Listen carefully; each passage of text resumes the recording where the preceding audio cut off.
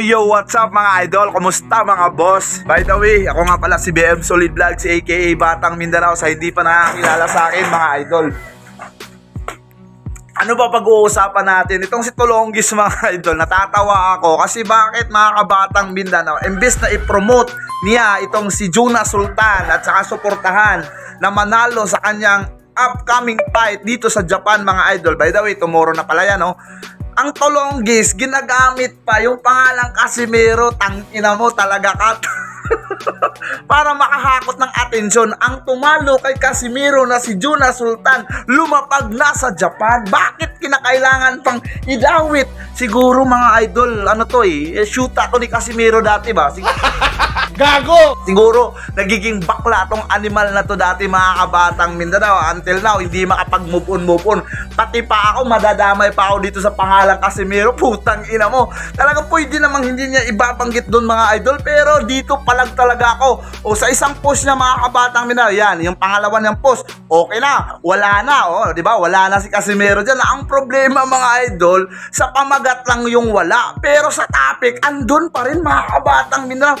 Hindi yung parang yung pulido ang sumusuporta talaga kay Juna Sultan, yung tarang tudong suporta ka. Bakit kinakailangan pang idawit yung mga pangalan iba dyan para lang makahakot ka ng views? Kasi bakit pag Casimero, tangina, magkakaroon ka ng views talaga, di ba? Pero kung sabihin Sultan lang, wala, tangina, hindi solidong suporta yan. Kaya dito lang, di ba, ako'y nag-ano lang sa inyo, dawit na naman si Casimero, pangalan ni Casimero dito sa tambalulo na to mga kabatang Mindanao.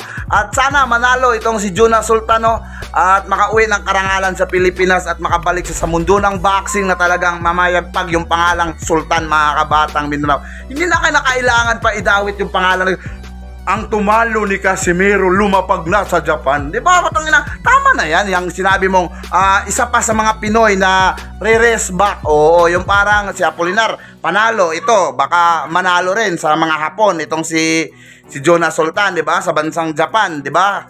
Kaya tama na yung isa pa na re-race back si Juna Sultan. O hindi na yung ang tumalo ni Casimero. Ano ba? Panginoon, wala ka namang kasinsince, boy. Oo, wala. Baguhin mo yung style mo. Yun lang mga kabatang Mindanao. Hindi ka pa nakapag-subscribe sa aking YouTube channel. Ano pa hinihintay mo? Mag-subscribe na dito kay BM Solid Vlogs. Sabihin ko sa'yo, ako yung kaibigan mo na talagang hindi mangiiwan. Love you guys. Mabuhay.